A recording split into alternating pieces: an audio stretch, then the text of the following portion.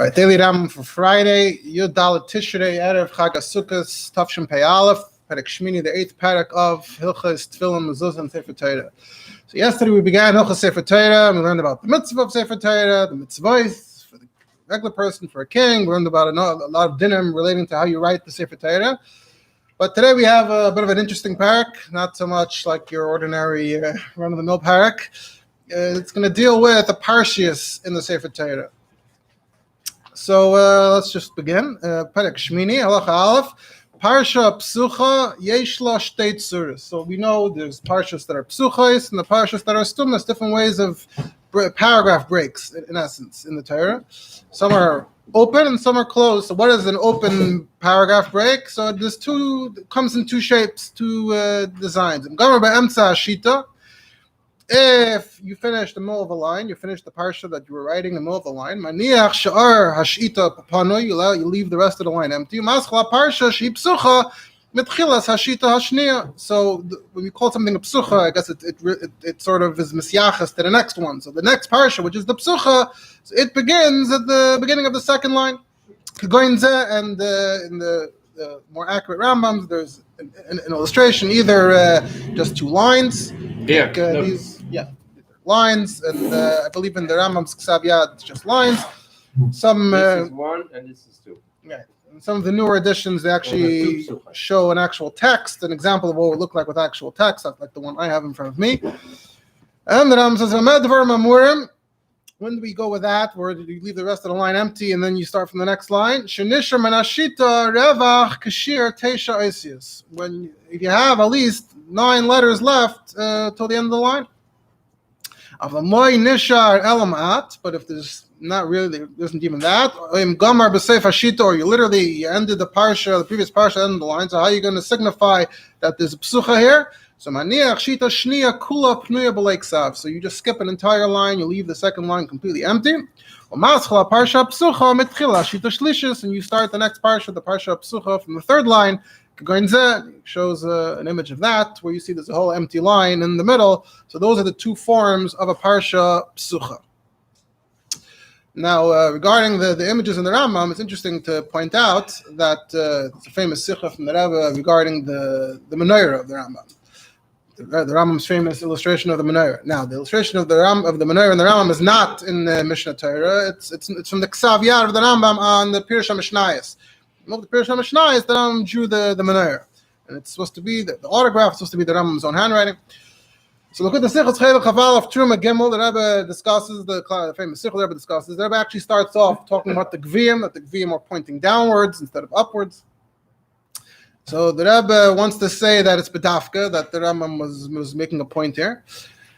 So then the Rebbe says, so why is it not in the Sefer Hayad, as the Rebbe calls Mishnah Torah? Why is it not in the Sefer Hayad? So the Rebbe says it's not in the Sefer Hayad, just like all the other pictures. Pirush HaMishnayos has a lot of pictures, relatively, and there seem to be none in Mishnah Torah.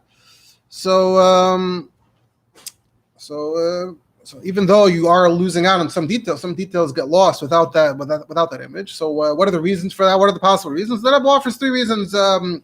Number one, the Rambam just didn't plan on including illustrations in Mishnah Torah. It's just be a decision he made. Number 2, also he says the Rambam is Klali HaRambam, the understanding what the Rambam does include and doesn't include. So it's often said that the Rambam doesn't include things that aren't explicit in Shas. The Rambam likes to stick to things that are clearly in Shas, and other halachas that were developed and extrapolated, the Rambam doesn't. So maybe that would also include the illustrations. And number 3, not every detail in every image might be li'ikuva according to the Rambam. Might have been factual. Maybe the Rambam doesn't think it's ma'akev.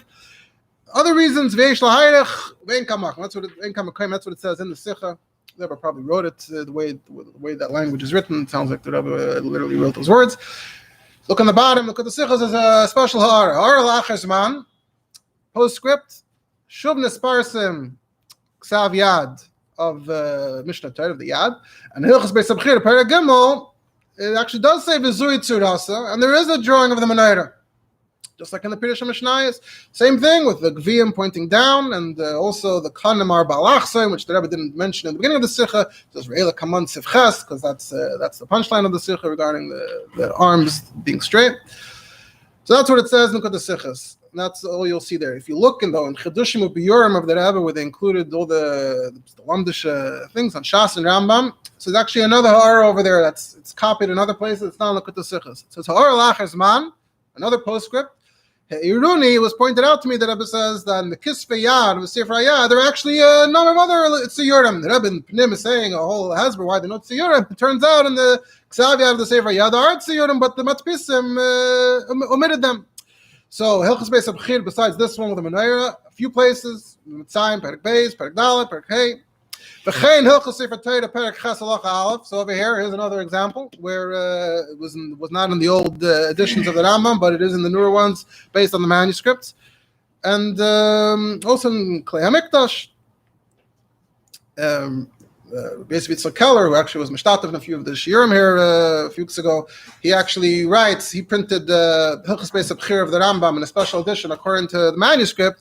He writes in the Hakdama that it was he was the one who printed an Haaretz and said that I'm looking at this manuscript and I see that there are many tziyurim. The first ha'ara lachar zman about the Menorah, he says that was already, Mundsheim pointed it out 2 years earlier.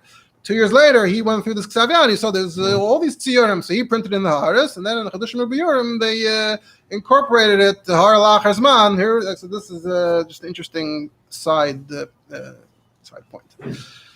All right, so that's the Psucha. Now, Parsha Stuma, Halacha Beis. Parsha Stuma, Yesh Lo Sholish Tzuris. So there's 3 forms that the Parsha Stuma can take, a little more complex. And Gomer Be'emtza Shita.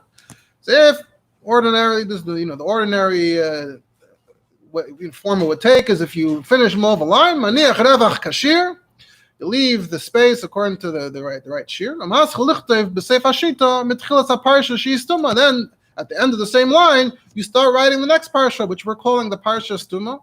Ad Shimatze Haravach Be'emtza. So that means in the end that you have a space in the middle, and there's a drawing of that, either just lines or actual text.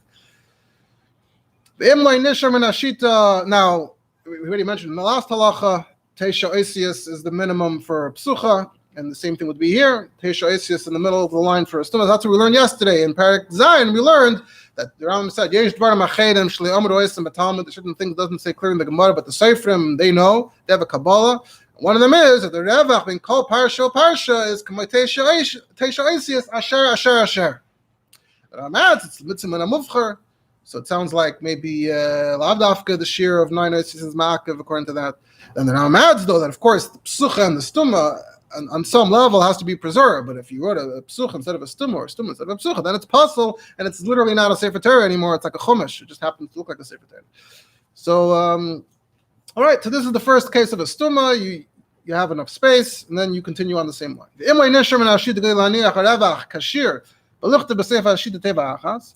What if you don't have enough space to leave the empty space and to write another word? So you can't just start on the next line. That would be like a psucha. You need to distinguish between the psucha and the stuma. So how are you going to distinguish?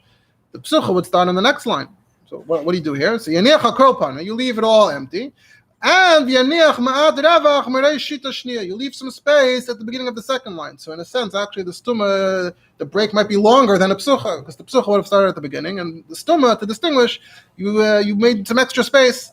And you begin the stuma in the middle of the line. So you have an indent, you have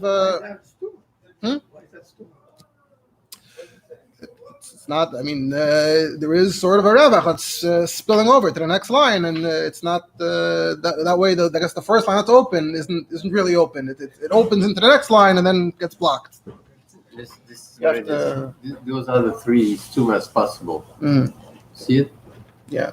Well, I guess here's the. This is the one you were talking about.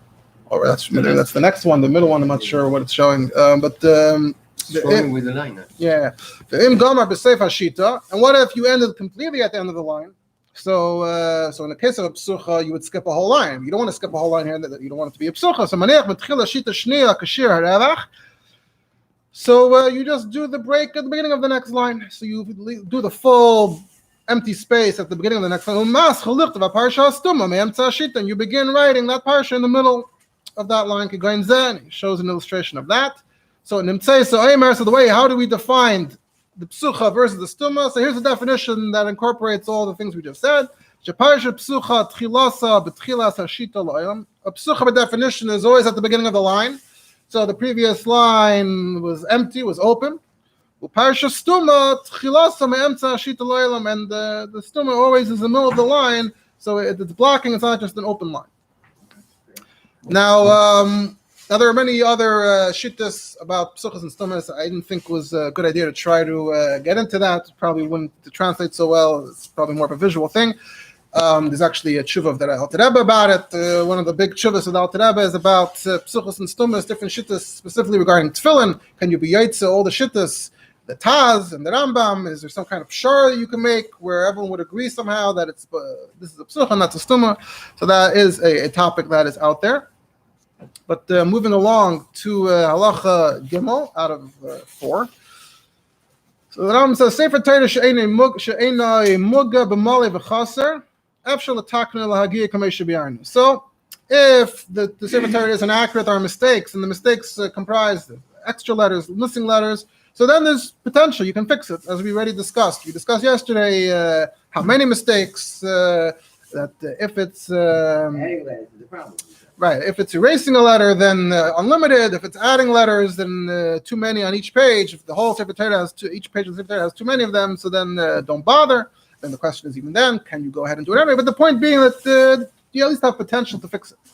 Ram says, but if you made a mistake with this, with the spacing, because of stuma psucha stuma, if you mixed it up, you did it wrong. You left a space where there's no parsha at all. Whether it was a psucha or a stuma, you made it up. Or the opposite, you just totally skipped the whole paragraph break altogether. You didn't do it wrong, you just didn't do it. Or you got the shape of the shiras wrong, which he's going to discuss at the end of the Perek. So now the Torah is pasal. There's no solution. El salik is called hadaf shetaba. You have to remove the whole page and replace that page. Now you look in the Kesef Mishnah. The Kesef Mishnah says Gemara in Shabbos that it says in the Gemara parsha. It's a brayso parsha psucha layasana stuma layasana psucha kosva kashira eshe kosav hashira kayetzeba hare elu yiganzu yignazu. So the question is, that sentence at the end about the Gniza, is that just talking about the last sentence, that if you wrote the Torah like a Shira, or you wrote the Shira like a regular text of the Torah, is it talking about that? Or is it referring back to also, don't make a psucha like a stum and a stum like a psucha, and if you did it wrong, then that should also go to Gniza. So the Kesef Mishnah says, according to the Rambam, it's mashma, that it's referring to everything. And also Masechah Sefer, which is a miniature Masechta from later on, it also says, apparently explicitly, that you have to be going as it. Now, if you say the word Yeganez, so it sounds like there's no takana. Otherwise, why are you saying to be Gainez, to fix it? Why? So either it must be because it must be very, very, it says Tikkunim Rochek. It's very far-fetched. How are you going to do it? You're going to erase so much before and after. You have a whole Amud already, and in the middle of the Amud, you made a mistake with the Parsha. So you're going to have to erase so much to rearrange it, possibly the whole Amud. So just replace the whole Amud. And what if there's Hashem's name in the middle? What are you going to do then? You can't erase it. You can't rearrange it. So what are you going to do? Also, you might have to start making the ksav smaller, which we said yesterday you shouldn't do. You see, there's a parsha, you're getting nervous, you want to make the ksav small. You can't do that. So that's why there's no takana. What are you going to do? It's a practical thing. It's not a din per se. It's a reality. This is the tshuva of the Rivash about this. And the Rivash writes in a tshuva, he's trying to explain, justify what the Rambam says. Says that the Rashba asked about the Rambam and said, why not? Why can't I fix it? Go ahead, try.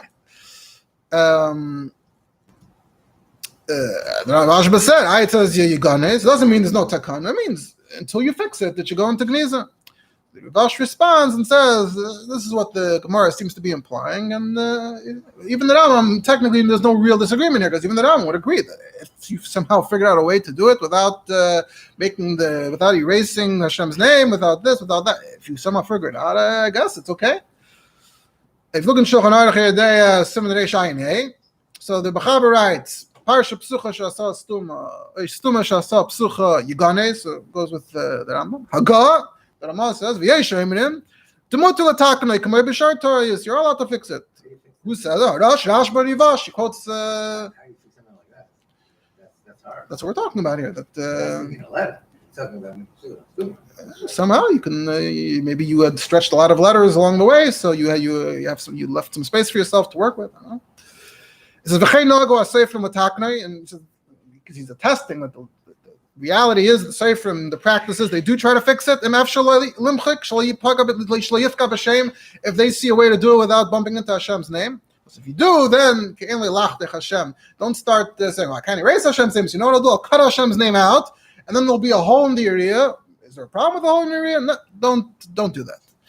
That he quotes in the Rush as well. So don't go that far. Don't try snipping and cutting. But as long as you can go without doing that, the Rambam quotes a lot of Rishonim saying that it seems to be okay. Whole thing up to where the mistake is in order to make it. Well, you might have to if you can't somehow make up for the difference. Only you do whatever you need to do, whatever works. And you look in the Neis HaKelim there. There's more. The Neis HaKelim continue discussing this, but that's what it says. Okay, so now here comes the Halacha Dala, the big exciting Halacha Dala. Fisher isi. Shibush gadol b'chol hasvarim shira isi b'dvarim elu. Rambam says, I looked in Sefer Torah and they're all wrong. This is very widespread, big problem. Even the Baalei Maseiros shekaisvin mechabrin lahidiyah astumas v'apsuchos. So they're people that it was supposed to be their job. That was supposed to be their thing. They were supposed to keep track. Nechlakim b'dvarim elu. There's the same disagreement. You look in the Svarim, the Sefer Torah themselves, and you see there's differences. It's parallel to the disagreements of the Baalei Maseiros themselves. And some Svarim are relying on them, and some Svarim are relying on them. So the easy looked of Heira called Parashas HaTorah Astumas v'Apsuchos v'Tzuris HaShiras. So I saw fit that Rambam says I'm going to make a list of all the parashas of the Torah that are Stumas, all the ones that are Psuchos, and I'm going to tell you how to do the Shira Sayam, and Shira Hazinu, which are written in a unique way. Did attack and aleim call a svarim and lagia mehan, so you can fix all the svarim and be magia from here. Open the Mishnah Torah. This will be your resource. You don't have to have a separate book on Safras. You can look right over here. So before I continue and discuss what the Rambam used as his source, I'll just talk a bit of an overview. There's a lot of interesting history here regarding Maseiros and regarding what he's going to mention in a bit. So the whole concept of Maseiros in this context of Safros, refers to a whole history and texts of Ha'aris and Tanakh. So the way it worked is they would just it was like a pirush, like a commentary, but it's not actually being a farish. It's just wherever there's something to comment on relating to the text or relating to the parashiyos, so the Baalei Maseiros would comment. And the idea was that way we can keep track. It's not just every Sefer Torah should copy from the next one. When you just copy one Sefer Torah from the next, that creates a lot of changes much faster. If you have an official text, an official Maseiros that's trying to keep track, hopefully that will keep everyone more on the same page. Of course, once you have the printing press, things should have gotten better. But by that time, so much time had passed that we have so many minhagim, and it's not so straightforward. So they were counting words, they were counting letters, they were counting Mali and Chaser was also something they were into, Nikud was something they were into, anything that may be problematic, something that may lead to confusion. The Baalei Maseiros, they were always the ones that were, so this is something that went on around the 800-900s, around that period of time. So it's after the Tanaim and Amirayim, before the Rishonim. When it's Sefer, the Goinim, that's when you had the official Baalei Maseiros. They sat down and they said, "This is our topic. We're tackling this topic. We're working on it." Of course, Chazal already discussed things. Touch on it. We have the Gemara in Kedushin about the Vav of Gachain that we mentioned yesterday, which the Ben Chaschinach got all excited about. How we're not Baki in the Malayas and Chaseris. But the big project was in the time of the Rabban Sefer and the Goinim. Some of it was going on in Tiberia, some of it was going on in Bavel. They weren't necessarily all on the same page. There was actually different forms of Nikud at the time. There was Nikud that we use is under the letters, but there was actually another form of Nikud that was above the letters that has to do with the different schools of Maseiros.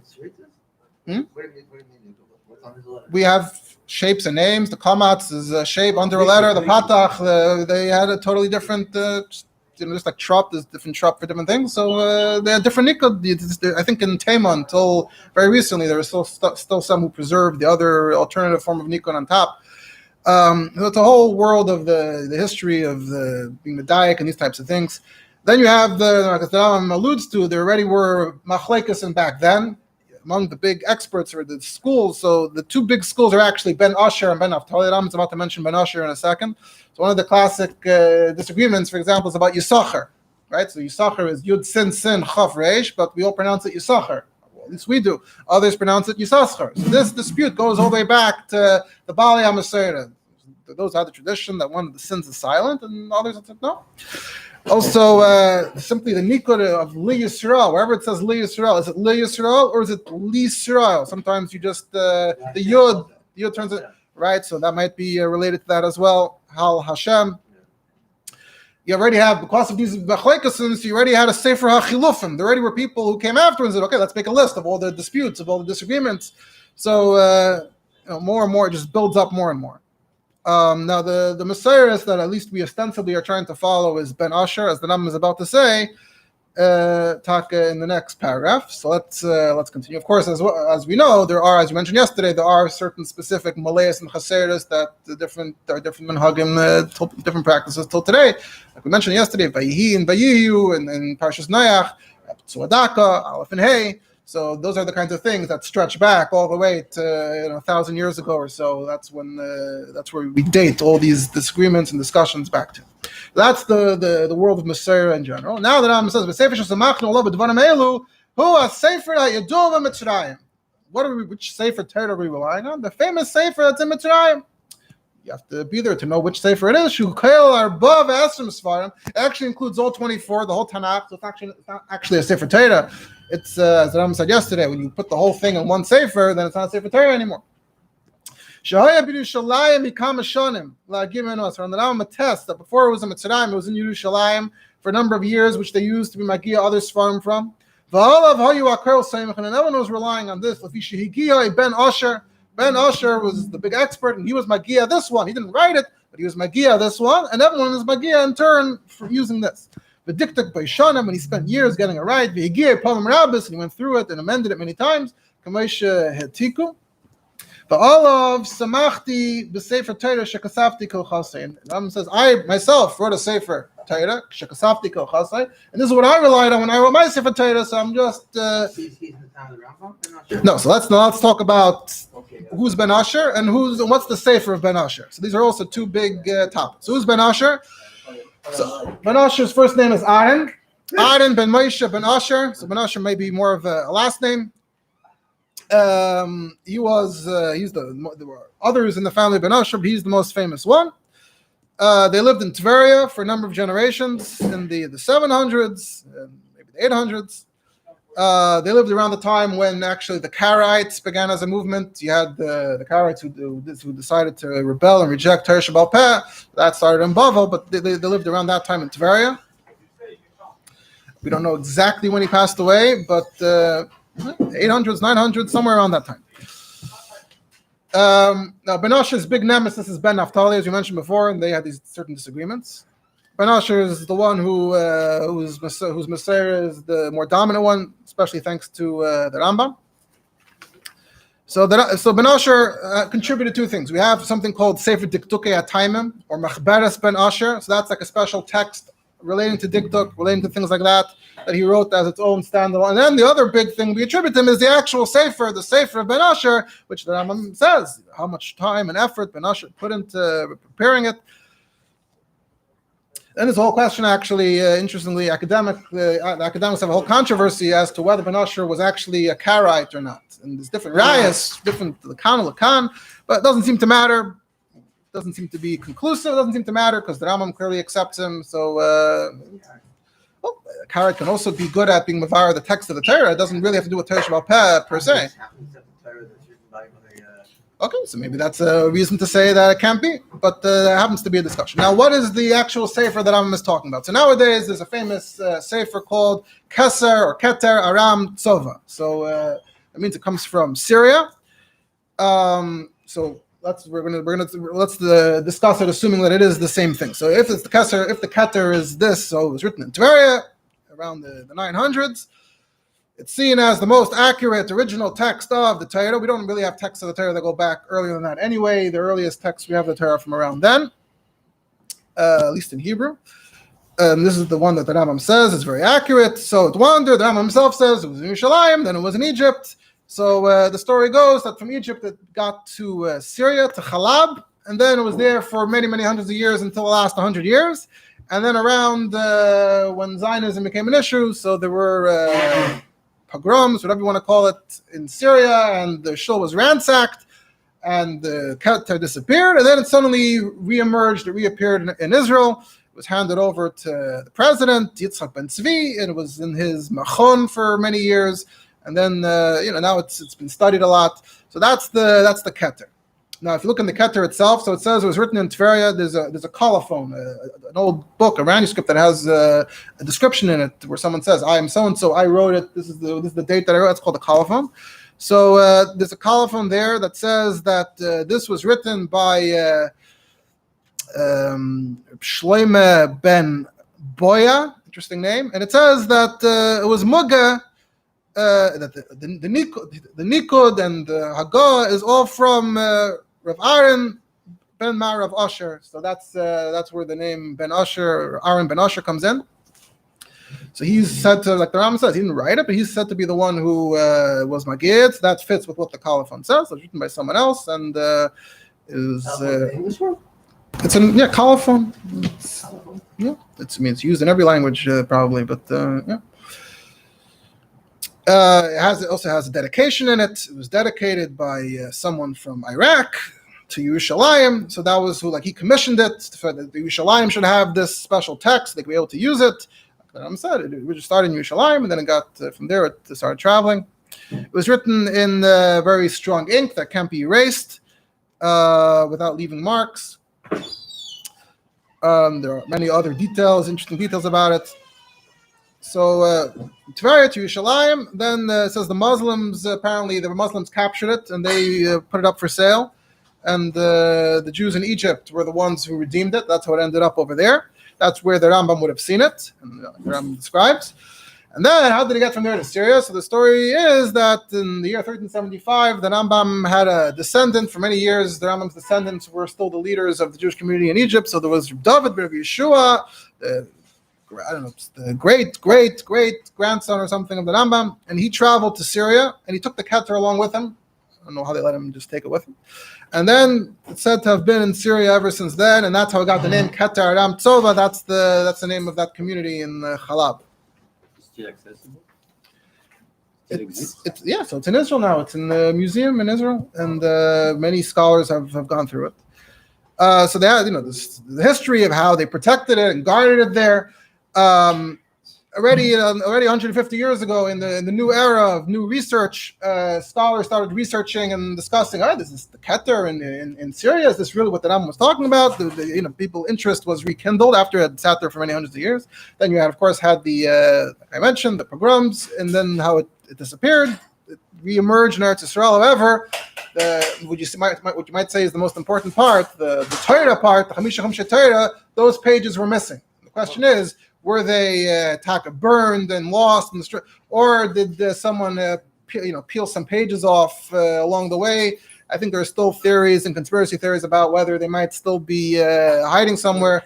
So almost the whole Chumshe Torah is missing, which is a problem, because if you're trying to devour a Sefer Torah, which is the main part, we're lacking that. And then there's been lots of research been done into it, and is it truly the same thing that the Rambam had? Some tried to suggest that can't prove 100% that it is the same thing. You already have many Tanakhs that have been printed based on the text of the Keter. The Rambam, of course, is the one who made it halachically famous, like we see here, the list of the Psuchos and Stumas in the Rambam. Rabbi Meir Halevi, the Rameh in Europe, also, he had a Ksav Yad of the Rambam, and he copied it in a book on Safras that was also very influential, and that's how it spread in Europe. So in the East, it spread through the Rambam, and in Europe, it spread through the Rameh. So I'm not planning on reading the whole list, but there's actually, at least on some of them, there are discussions, and is this how we write it in our Sefer Torah or not? There's actually a question about the Rambam himself in Vayikra. The Rambam writes that when it comes to Parshas Kol Chelav and Vayikra Perek Zayin, the Rambam says there's only one Parsha Vayedaber. It doesn't even say Vayedaber what, and in that area in Vayikra there are actually two potential Parshias where there could be a Parsha, a Psucha, or a Stuma. And due to that lack of clarity in the Rambam, actually this created a split. In Taimon, they said it's this Vayadaber, and in Europe, they said it's this Vayadaber. Now, there's someone a few hundred years ago who checked the Keter himself, and he said that in the Keter, both Vayadabers were a parsha. And that might mean there's a mistake in the Rambam. The Rambam only mentioned one Vayadaber, and because of the Rambam only writing one Vayadaber, so that created, everyone copied from the Rambam, and it created the split. So that's interesting, due to the fact that the Keter itself was not widely used. Everyone was relying on lists that were made from the Keter. He said it's missing the part of the Torah, no? In the last 100 years. It was there till 1947, the Keter was complete. Now it's incomplete. But anyone who wanted to check it until then could have checked it. In Syria. In Syria, yeah. Now there's also this controversies nowadays. Should we, at least the rest of Tanakh, should we be magia the text of Tanakh based on the Keter, besides the Psuchos and the Stumas? There's all kinds of other things, letters, Malek, Chaser, Nikud, the big list of changes, Suadaka, all these, you can look in the Keter, or maybe not Suadaka, but the other ones, or other Kisvei Yad that might have been copied from the Keter, that's another whole discussion. There's a Ksav Yad in Leningrad, called the Ksav Yad Leningrad, and is that copied from the Keter or not? There's actually a letter from the Rebbe regarding printing a Tanakh based on forget about the Psuchos and the Stumas, just the actual text. There's a letter from the Rebbe from Tafshin Chavdalad, Purim Tafshin Chavdalad to Shazar, and the Rebbe says that I just found out that there's a new threat, a new problem. It might create a whole machlekes, a whole uproar in the Jewish world. And what I heard was that the Hebrew University in Jerusalem wants to print a new edition of Torah Shebiksav based on the latest revelations and the latest manuscripts, and L'chol Reish, the Ksav Yad, and they wrote in English, Aleppo Codex, which is the English term for this, and the Rebbe writes in parentheses, Keter Torah. So they want that to be the main primary text for the Tanakh. And what I found out is that now that the Pnim is going to be the traditional, what the Rebbe calls the Nusach HaMakubal HaMakudash, the sanctified traditional text that we all have been raised with, but they want to change it around to the Codex. The Codex should be the main text, and maybe in the bottom they'll say, most Tanakhs it says something else. And the Rebbe says, and even though a very significant portion is missing, the Rebbe says, about a third may be missing. So for that part of the Keter that's missing, so they're going to have to be mashlim from other Kisvei Yad, which according to them are also almost as good as the Keter. And in the Ha'aras, they're going to have additional Ha'aras, Kisvei Yad. And says, move on. It's obvious what kind of storm this is going to create if we put another kind of mechitza, create more differences. There are enough differences already between the different streams of Judaism, but create a difference with the text of the Torah itself. We have enough tzaras with all the other mechitzas, the things that are dividing us. At least we had the same text of the Torah. Now we're going to have different texts of the Torah. There are those outside of the pale entirely that follow the Targum Shivim, the Septuagint, the Greek translation, or the Shomronim. Yeah, or the Shomronim have their own Pshita, or whatever it's called. They have their own text of the Torah where it says Har Grizim instead of Yerushalayim or Beis Hamikdash every time. But fine, besides for those who are totally beyond the pale, at least everyone else we have a shared text of Tanakh. Says even those who fight against the Torah, at least they didn't dispute the Nusach. At least they could agree on what they were fighting. We're all fighting. We're agreeing. We're fighting this text. Now we're going to have a mechitza over that. So they're claiming that this is the academic standards. Academic standards demand that we do it like this. They're claiming the Rambam is giving them cover. The Rambam had different girsus. This codex. No, you can't do it. You can't change it. It happens to be that Lamaisa they didn't listen to the Rebbe, and Lamaisa they printed it. I mean, the changes are not that numerous. I don't know if most people are aware even that there are very slight minor changes. The biggest nafkamina is that you have certain Chabad Svarim, the Sefer Haftarahs that all the shuls use, and other things that say they're using Breuer's Tanakh as their text. They want to make sure they have a correct. You open a regular Chumash, there could be mistakes in Haftarah, so they want to make sure they got the text right. So they use, we're going to use Breuer's Tanakh. So what's Breuer's Tanakh? Breuer used the Leningrad manuscript and the Codex. That's how Breuer was making his Tanakh. He was a Orthodox Rav professor, but that's what he chose to go with. As an academic, they decided that's more accurate. So I've seen people make machas that the Rebbe is saying, this is problematic, and it's sort of made its way. Like I mentioned yesterday, even in 770, they printed the Kriya, and they're correcting the Baal Kaira by Yi and by Yiyu because they copied the text from some database. And where did the database get it from? From Breuer, the same channel. The Rebbe goes on by Hilchos, and says, I'm not against researching Kisvei Yad. The Rebbe is generally very into researching Kisvei Yad, although usually more when it comes to later texts. Now, I don't know if the Rebbe ever gets into different Nuschais in Tanakh, but elsewhere the Rebbe, comes to Chazal or Rishonim, the Rebbe is very into Kisvei Yad. So just leave the text, just don't change the text on top. You want to have a Mava, you want to have a Aras, that's wonderful. And the Rebbe actually says is even the Germans, a lot of Bible research came out of Germany originally. Bible criticism came out of Germany. So the Germans were the ones who were making the critical academic editions. He says even the Rebbe quotes. The Rebbe starts showing Bekias, and he says Kittel, the German, he never changed the pnim. All his aras were on the bottom. After World War II, and after the bombings, where they lost apparently in the bombings they lost the actual. What's it called? The matrices, the things you printed from. When they printed the third edition of the German critical edition of Tanakh. So then the Leningrad Ksav Yad started changing. They started changing the actual pnim. So fine, the Goyim did that, but why does Yerushalayim HaKadosh? Why do we have to follow their lead? So that's a very interesting letter from the Rebbe. The Rebbe goes on to other topics in that letter. So that was how the Rebbe reacted to the Keter in nowadays. The Rebbe is not getting into the question of is this the same thing that Rambam had, is it not? He's not getting into the Psuchos and the Stumis, just changing the Nikud or the Mali and the Chaser. It was very problematic to the Rebbe. Did Rambam see Ezra's Sefer as a Sefer Torah?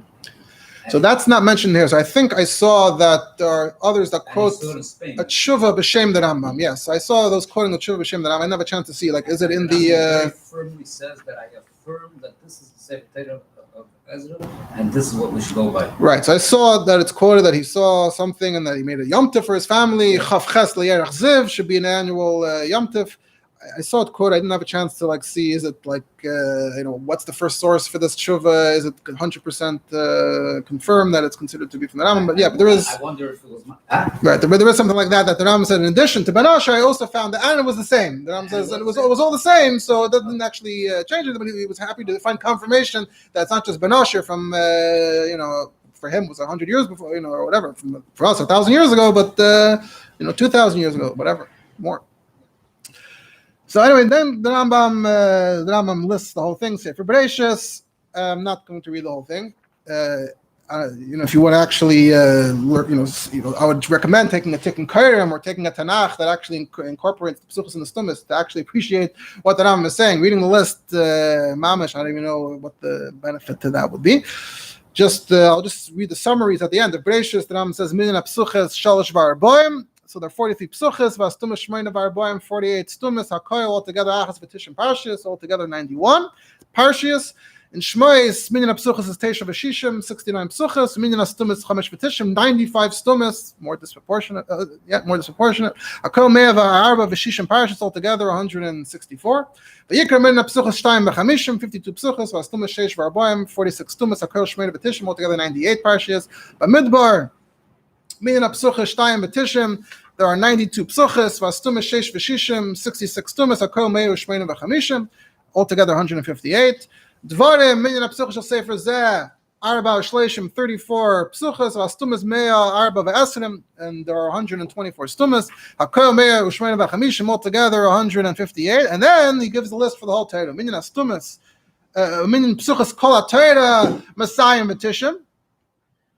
Altogether, the psuchas in the Torah are 290. Minyan HaStumas Shleish Meis Tisha V'Shivim, and the stumas altogether is 379. Hakoil Sheish Meis Shishim V'Tisha, altogether it's 669. I think also if you look in the end of each Sefer of Chumash, they usually have the statistics at the end.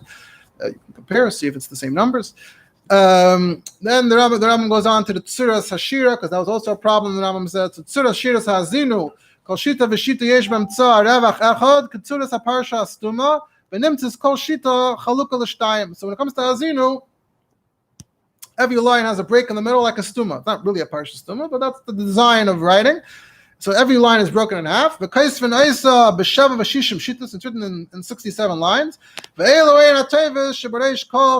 gives the list of all the words. Again, also probably worth looking at an actual image of the Torah to see all those words. I'm not going to read them.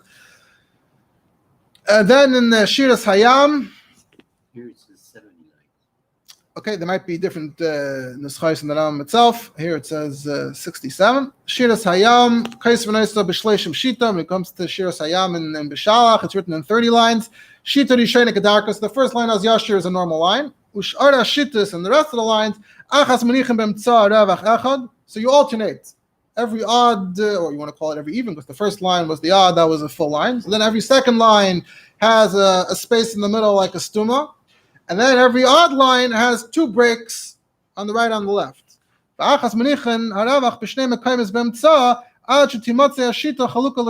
you have a break towards the beginning, a break towards the end, so then you have three parts to each line, and that's how you alternate. One break, two breaks, one break, two breaks. So that means that each line, the space of this line is where the text is on the next line, and the space on that line is where the text is on that. Okay, so again, the image would be very helpful. You can see, right.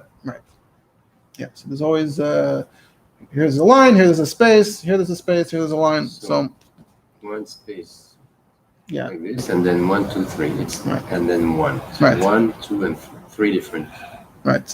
configurations. Right. So now there may be many disagreements and then about how exactly Shiras Hazinu was done, even according to the Rambam and Shiras Hayam, and even the list of Psuchos and Stumas we said before. Kesef Mishnah, I'll just quote one thing from the Kesef Mishnah about before. The Kesef Mishnah says, "Midashasek Rabbeinu Malahasker Parshia Shebardashi Chamisha Svarim Shabbatayra Mashma Sha'isana Parshas in the Klalon in the Kalalon Leibe Psuchas of Leibe Stumas Lefi Shein Tchila Sefer." We don't count the actual beginning of each Sefer as a Psucha or a Stuma. We said earlier, the beginning of each Parsha is what you call the Psucha and the Stuma, but the beginning of the Sefer is just not on the list. It's just the beginning of a Sefer. It's a different thing. And then he goes into specific ones that I mentioned, that there are different Gersais in the Rambam or different Sefer Torah that he's seen, and you can get technical. Let's just conclude the Perek. Do we start a new Sefer on a new one? No, we said yesterday, what did we say? We said 6 lines or something like that. A new Sefer from the Chumash. I mean, that was one of the things that I discussed yesterday, was how many lines between each Sefer. Yeah. But, it doesn't count as Psuchas. Right, so the Kesef is pointing out that that's not on the list, we're not counting, that's just its own thing. It's Tchila Sefer. Kol HaTorah Kula. Now here's back to regular Hilchos Sefer Torah. Kol HaTorah Kula, bein b'shiras, bein b'shar ksav, the whole Torah, whether it's the shir or whether it's any part of it. Yiskaven shetehei ois smucha lechaverta b'yaser, v'lei tidagla. You should try to get the letters as close to each other as possible without touching each other. And it shouldn't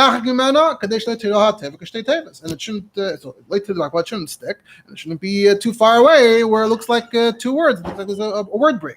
It should be just the space of a hair between each letter. And if the letters are too far apart, that if you ask a child who's not familiar, who just is going innocently, and you ask him, is it 1 word or 2, and it looks like 2 words to him, it's a puzzle, that's the test, that's what tells us that it's puzzle, until it's fixed. Yeah.